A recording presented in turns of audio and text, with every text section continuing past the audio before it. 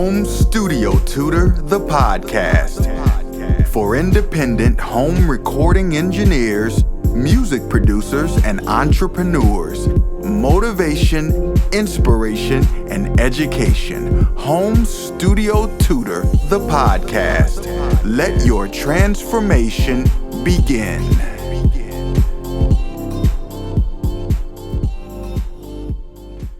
All right, welcome to Home Studio Tutor. Welcome back. We're excited to be here again today just to offer you motivation, education, and guidance around home recording, music production, and just really launching your music business and getting it off the ground.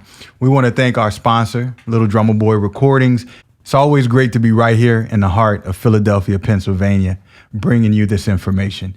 So today we have a very exciting guest who has just a wonderful journey that he's been on. We have today, it's Sean Mick in the house. Welcome, brother. Thank you. All right, it's good to see you. Yes, sir. Appreciate you being here, man. So it's great to have someone like you in the house because, for one, you're a DJ. And there's so many home recording artists, so many music producers who are at home who are also DJing. So I know we want to talk a little bit about that today, but at the same time, you have a digital agency. So you have a lot of information on SEO, on advertising, and all those great things that are so important. And we want to make sure we talk about those as well. So for starters, let us know, man. Let us know about It's Sean Mick, man. Take us through the journey. Brief kind of overview. Born and raised in Philly. Went to Girard College. Went to college in Pittsburgh at Carnegie Mellon. Learned quite a bit about a little bit of everything. There to be brief. But from Carnegie Mellon, I ended up building relationships in the footwear business just by being a sneaker lover, and connecting that to DJing. When I came back to Philly, became the Philly Reebok brand ambassador. And that was really good to be able to represent the city and help show, how our connection to the brand should be represented on a national level, and, that we're important to some of these companies. And from there, connecting that back to DJing, using that to throw events, to help support local artists. Anthony somebody, he's a producer, label owner now. He was working with me there. Connected us to Tierra Whack, connected us to Little Uzi, connected us to Girl Talk, Freeway, Young Guns, and really a lot of the people in the Philadelphia community. And we were able to leverage that into kind of a bigger movement with the Reebok company. And from there, able to work with And1, able to work with Sean John, do some consulting for like Major League Baseball. Working at VaynerMedia with Gary V, helping with his K-Swiss shoe launch. And all those footwear projects were connected to how DJing got me, in that door. Wow. And from there, I utilized DJing to then expose me to the digital marketing world. Because, you can see that some of these footwear brands, even when you tell a good story, you still have to sell a shoe.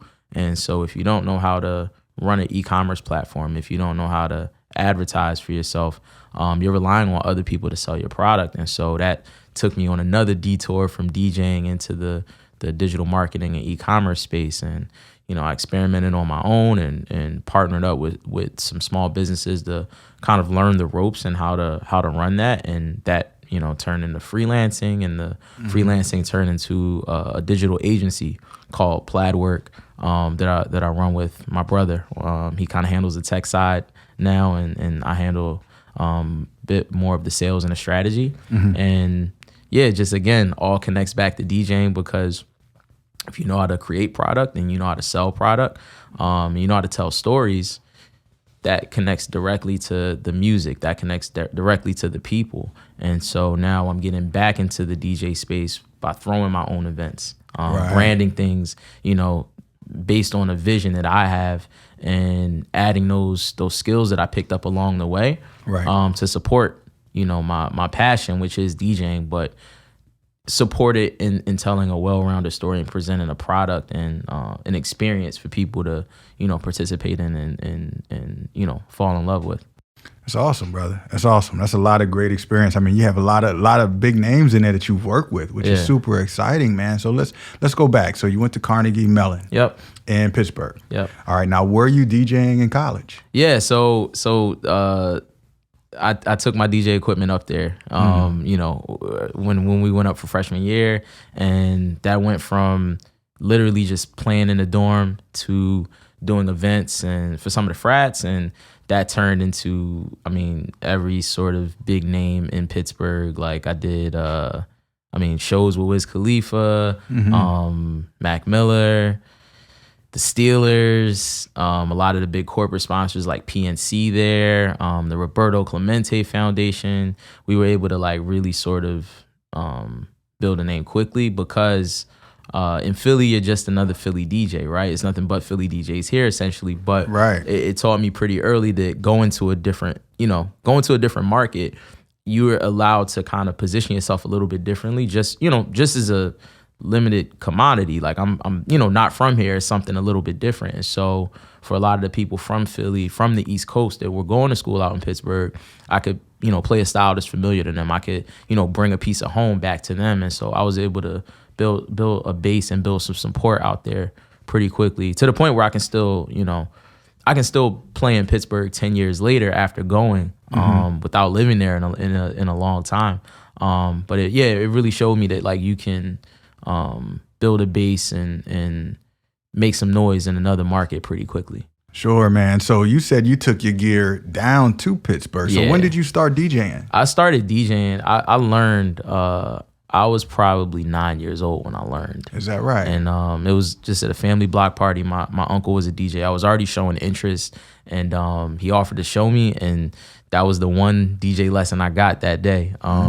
He showed me the basics of blending two records, and it just kind of clicked right away for me. And I ended up playing the rest of the block party. Oh, is that right? He showed me, and 20 minutes later, I was good for like 2 hours. Okay. He said, just, here's my crate of records, play the clean version, pick what you want, and go for it. And I was pretty good from there, and started doing parties like regularly, even with him when I was like 10 or 11. Okay. He would bring me when he got hired for a Sweet 16, and I would play the club set. I would play the reggae set.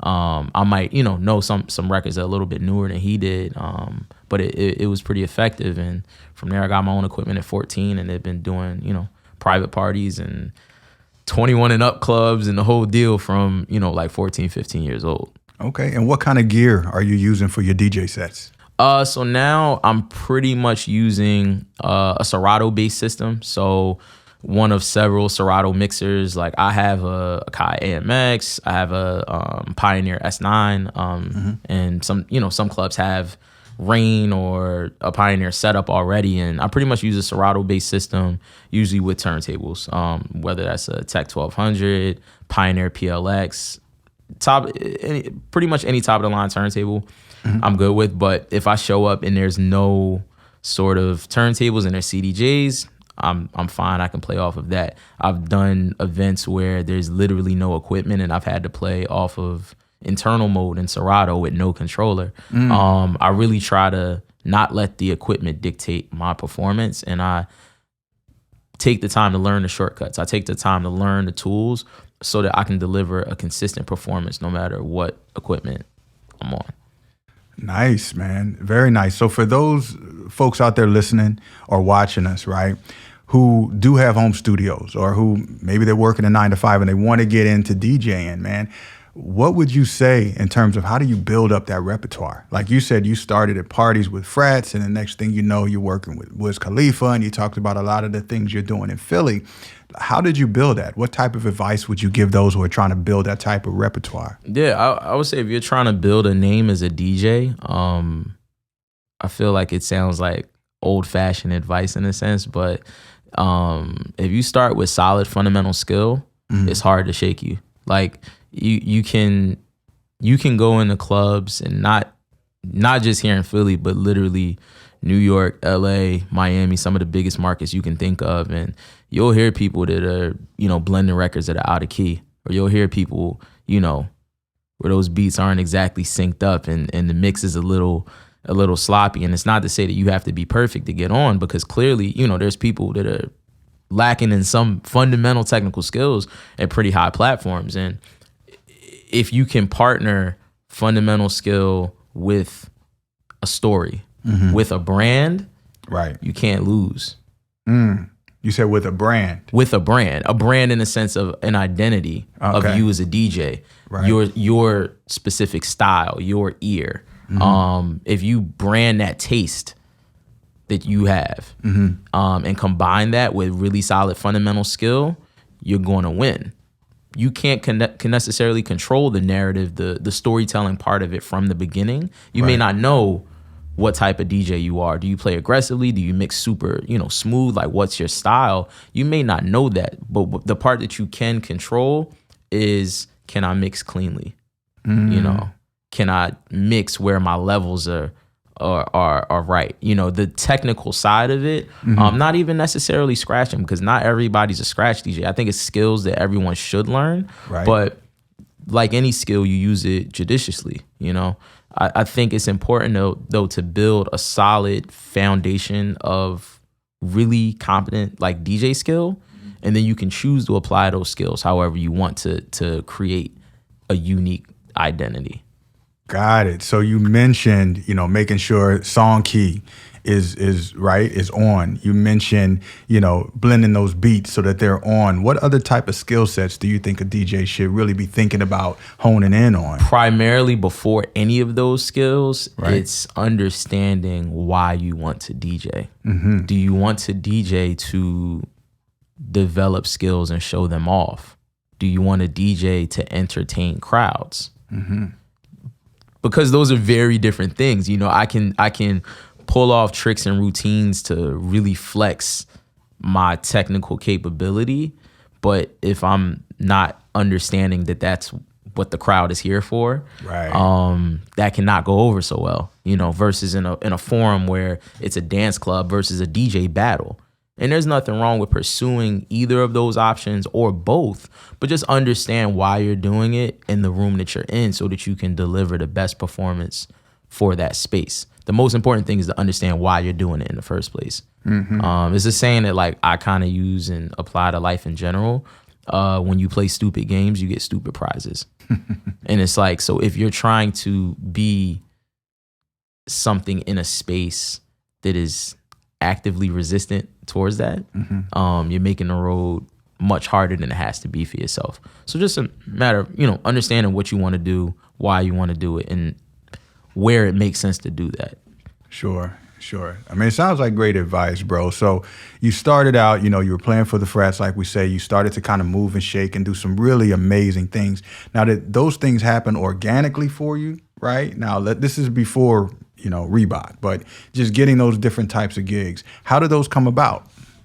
It was definitely organic, because it's not like I had a manager, or it's not like I started out with a 40-page business plan, or how we're going to, get to where we are now. It was really doing what I was passionate about, trying some things that I wasn't that passionate about to learn whether I like it or not, and just moving forward more than anything, whether certain steps were right or wrong or ideal.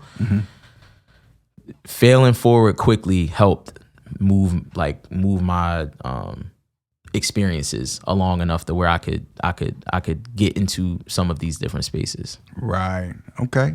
I mean, that's definitely inspirational, bro. And I know you graduated from college. You eventually find yourself at Reebok. So I didn't graduate from Carnegie Mellon. You didn't graduate? No, okay. I did not graduate. All right. That school is hard.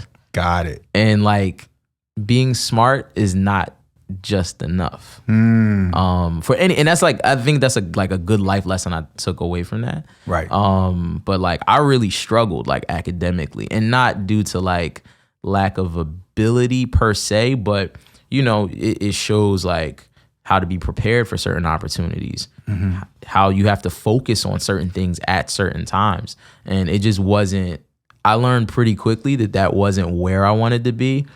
tried to make the best of it, and eventually making the best of it was getting out of there. But I ended up back in Philly, and while back in Philly, you know, I had a lot of cool, just through different relationships. I made some through DJing, some just through, you know, life. I had a couple cool opportunities between interning at Concord Records, interning at a PR firm here in Philly, and was just trying to figure out what I wanted to do. And I had a friend working at Marriott. Okay. And, you know, she was telling me about the job and, you know, working front desk. And for some reason that just spoke to me. And so I decided, instead of going to LA, couch surfing and doing the whole, you know, cool story of like I went out to Hollywood with $1 to my name. Right. I stayed here and I got a job at Marriott. And I worked the front desk for a year or two and just kind of learned the ropes in there, and I got pretty good at it. Started to move a little bit into like more of a sales sort of role once I understood what they valued as far as selling rooms and setting prices when there's events coming in town, and all of that education and, you know, working with people just about being a front desk person led me to get back into DJing.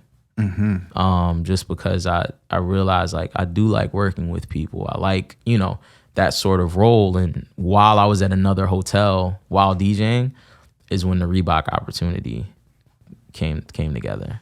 Awesome, man. So you got into the sneaker business. Yeah. It was a friend, Elliot Curtis from Carnegie Mellon. While I was there, he started the world's first accredited course on sneaker history. Really? And he ended up he was interning at Reebok. He's from the Boston area. Reebok is based up there. And he ended up doing a sneaker to celebrate the class. It's called Sneakerology. So he did a Sneakerology class. It was like a Reebok pump with like a chalkboard color. It had like facts about sneaker history on the insole. There were like 101 pairs. It came with I think like this lunchbox and a thermos. It was just like this really cool package. And he was an undergrad student when he pulled this off. Is that right? And that relationship ended up later paying off with another sneaker job down the line. But that's what got me cool with Reebok, getting paid to do some events for them. And then my best friend, DJ Damage, like legendary young Philly DJ, actually out in LA now, doing some really cool work with Hollywood Unlocked on iHeartRadio. Nice. Revolt TV, Hot 107, all of that.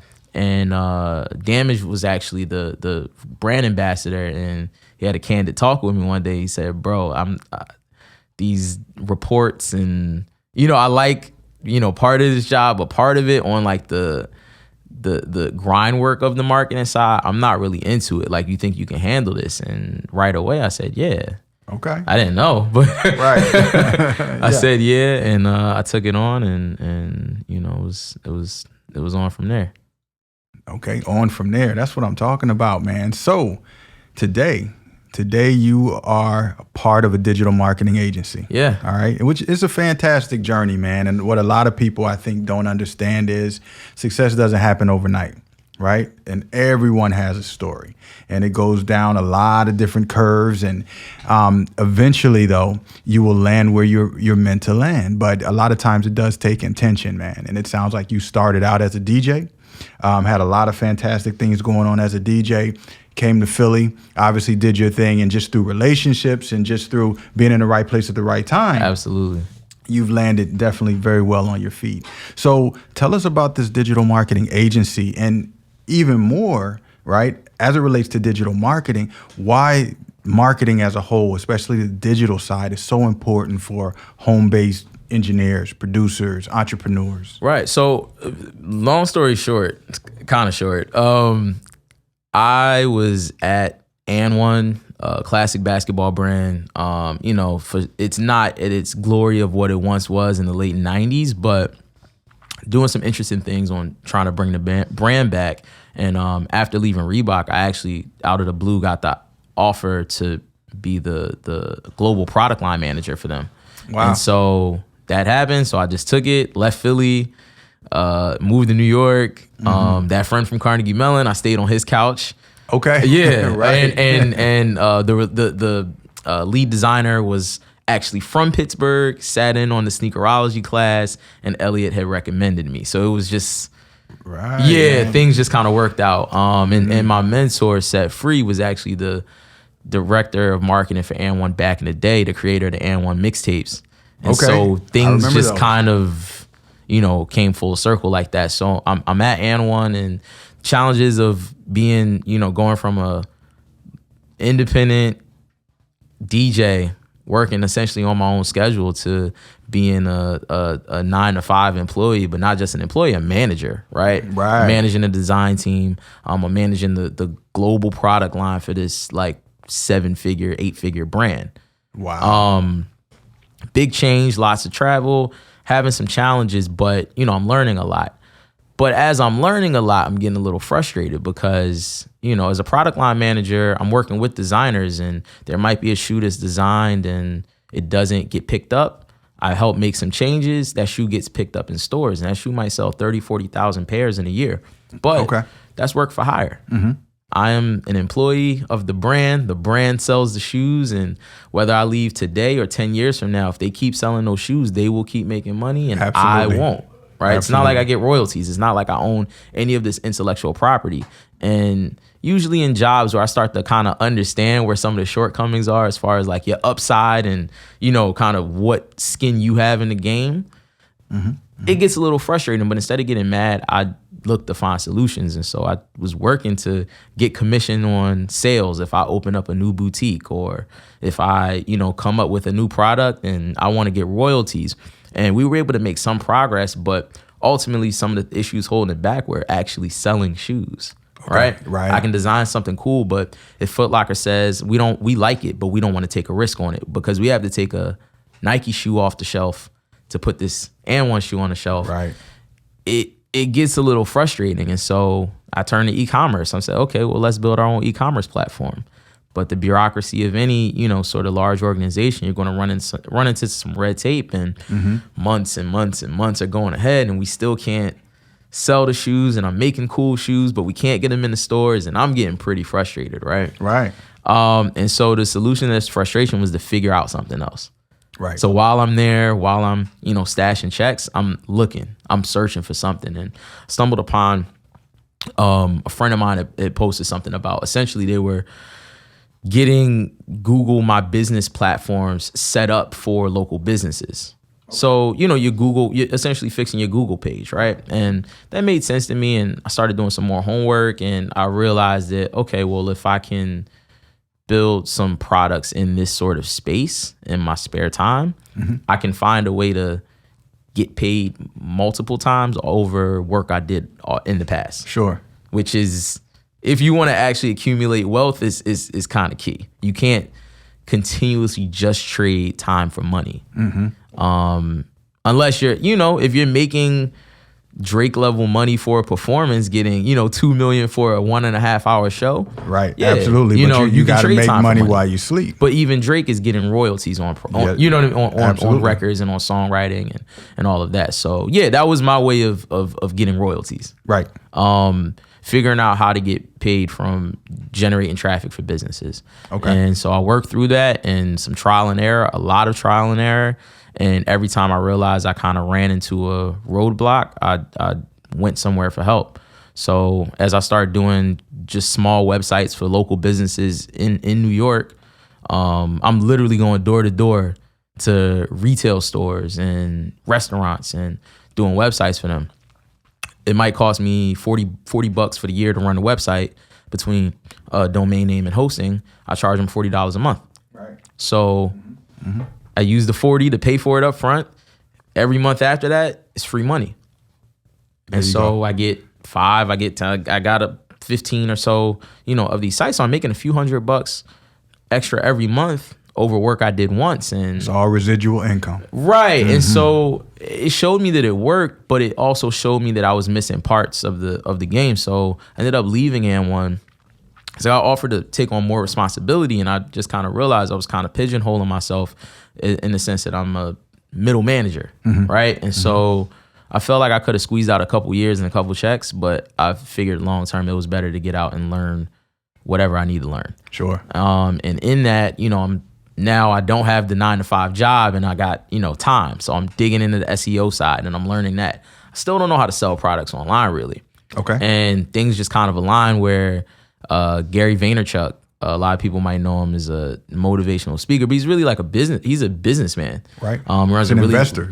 Yeah. An investor, major right? Investor. Like, major investor and Uber and a lot of Twitter. Yeah. Like a lot of big platforms. But I started following some of his work and we ended up connecting on Twitter. Just like I was up early and responded to one of his tweets and got a DM from his assistant, Tyler.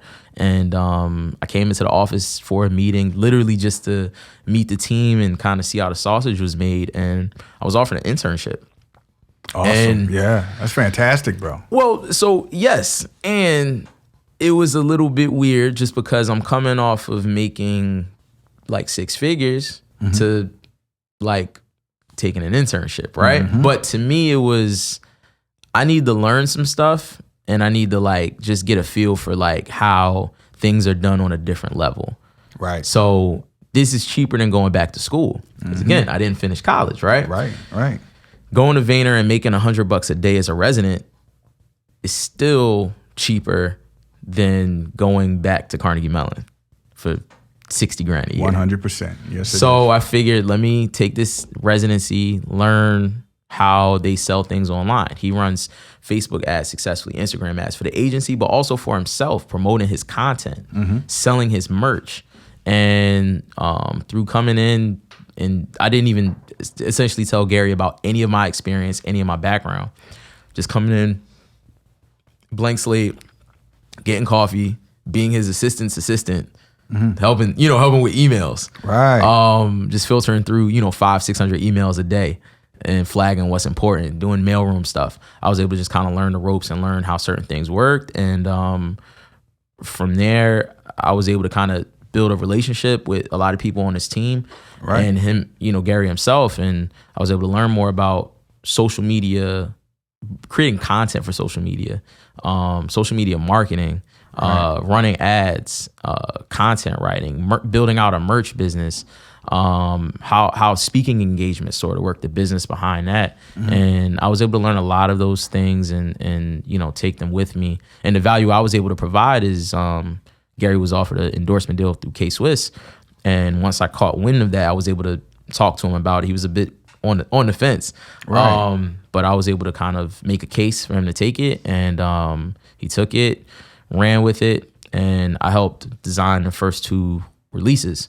And a release strategy in a sense around the shoes. And that was cool for me because I go from working with brands that I'm trying to convince retailers to take a chance on versus a hot name in the social media space. Someone that has a lot of influence and followers, and we know we can sell out the first release.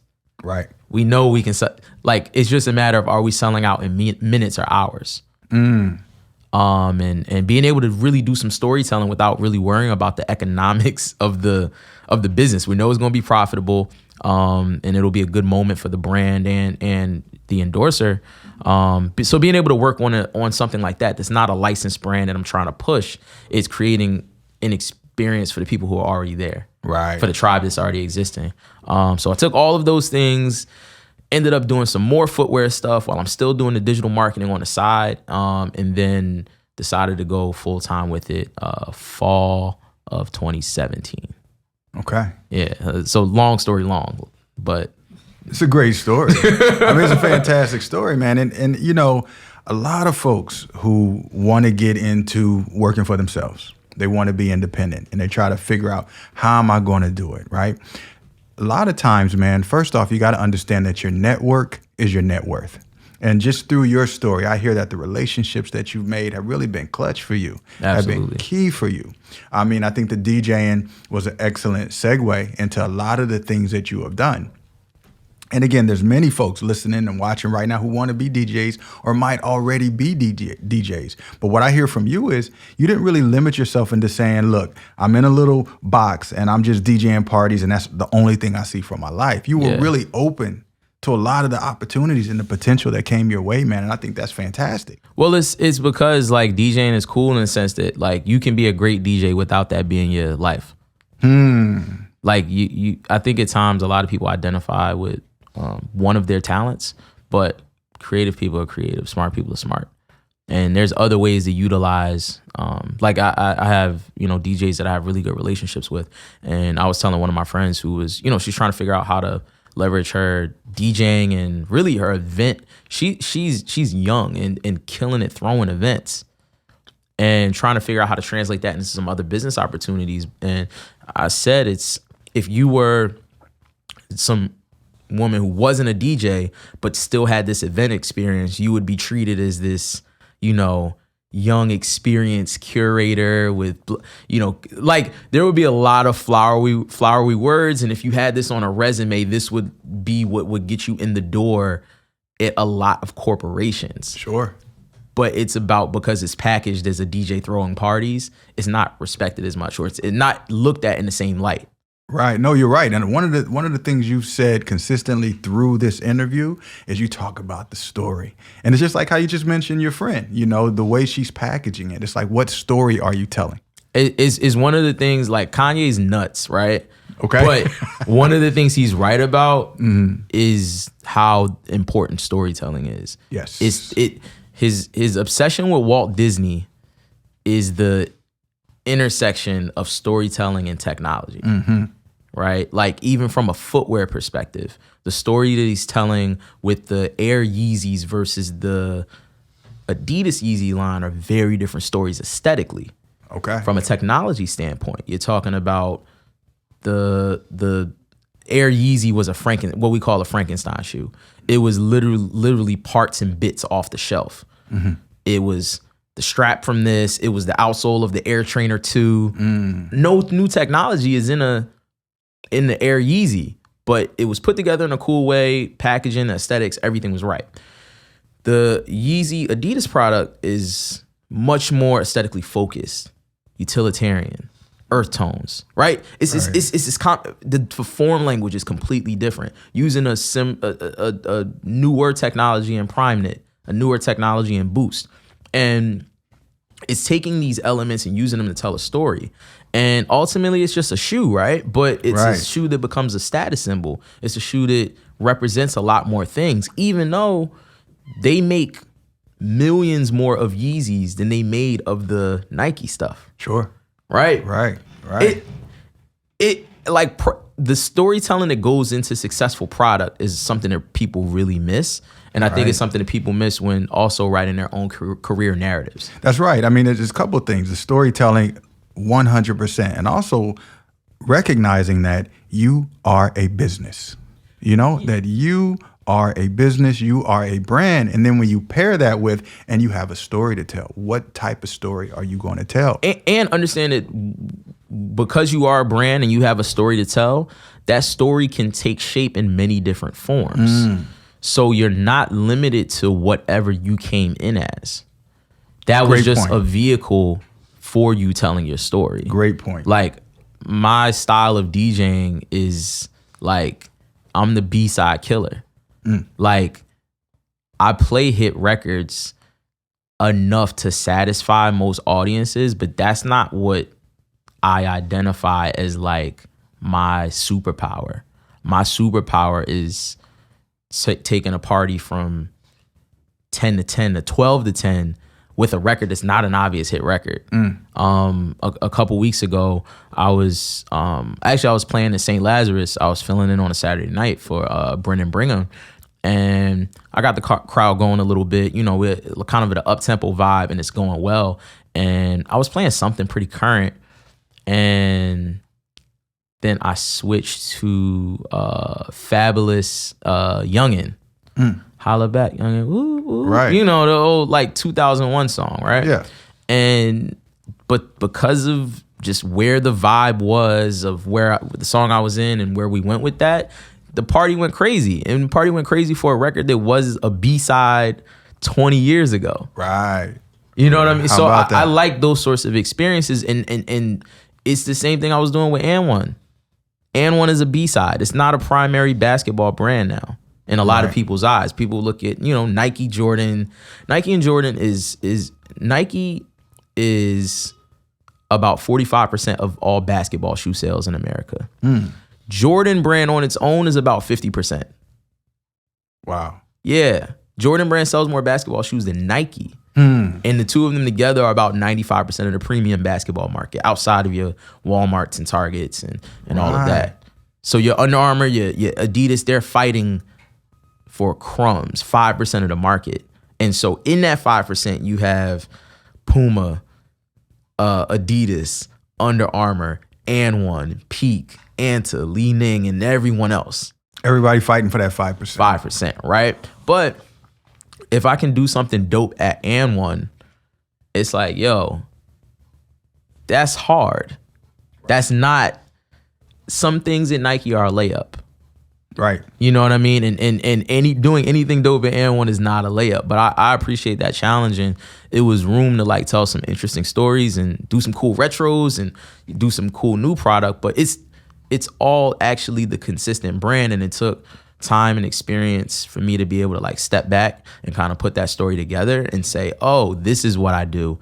I just do this in making footwear. I do this in DJing. I do this in my digital agency. I do this in consulting.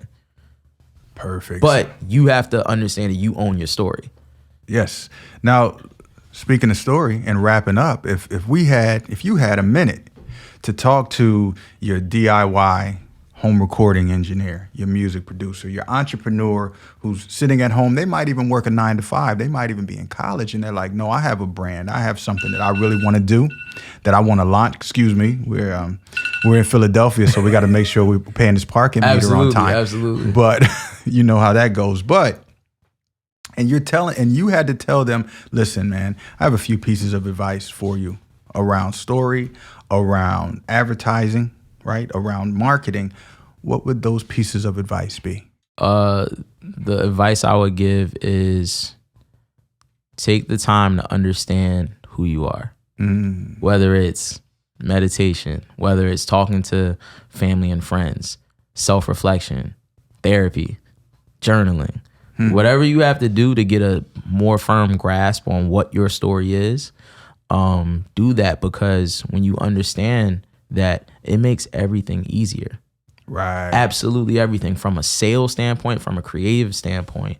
You know who you are, and it takes experimentation to find out who you are and who you're not, more importantly. But do that work, and don't run away from that work, because that'll chase you. If you continue to move without understanding yourself, you're gonna go left and right, because you don't know where you're going. Right. And not in an exploratory way. You're kind of floundering a lot. At least that's my experience. And yeah, I would say, take the time and do the work, and like better understanding who you are and what you want and like what story you want to tell. And then use the tools that you have to do that. You don't need to have a big platform. You don't need to have X amount of followers or this or that. Like, use the platform and the people that you have relationships with, that you have now, to tell the story, and tell it in such a compelling way that they bring more people to you. Right. It's not your job to build a tribe. It's your job to inspire your tribe to recruit more. And so it's a good point. It's work to do, but it's the most valuable work, because if you are honestly yourself, and building a following and being yourself, the vehicles of how you monetize that or communicate that, whether it's throwing events, whether it's making content, whether it's selling products, those all have a much higher chance of succeeding, because you're starting from a successful point of knowing who you are and having people who want that. No, that's a great point. I mean, because at the end of the day, you can show somebody what you do and they'll make a pretty great project. But if you teach them how to do it, they have the possibility to build a fantastic career, bro. Absolutely. And I appreciate taking this time with you. Sean Mick. It's been incredible. I love your point. First, know thyself. Home Studio Tribe, man, we appreciate you checking this out. It's been just an awesome time talking to this very inspirational young brother. And just remember, man, wherever you are right now, it's a marathon. It's not necessarily a sprint. And as Sean Mick said, where you are today is not necessarily where you're going to be 5-10 years from now. An old proverb says, the best time to plant a tree was 20 years ago. The second best time is right now. So get to work, no need to be frustrated. Figure out who you are, get ready to tell your story, and be successful. I believe in you. We believe in you. So we appreciate you checking us out. Until next time, make music, be creative, and keep shining, star. Peace.